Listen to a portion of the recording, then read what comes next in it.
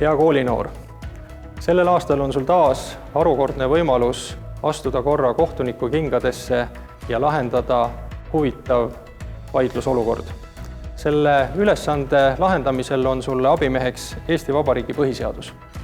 Põhiseadus ei ole mitte üksnes meie riigikorra kõige olulisem alusdokument, vaid ka oluline väärtuste süsteem.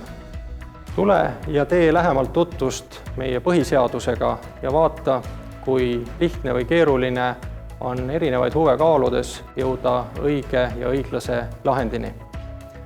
Sul on võimalik see ülesanne lahendada nii loovtööna kui ka kohtulahendina.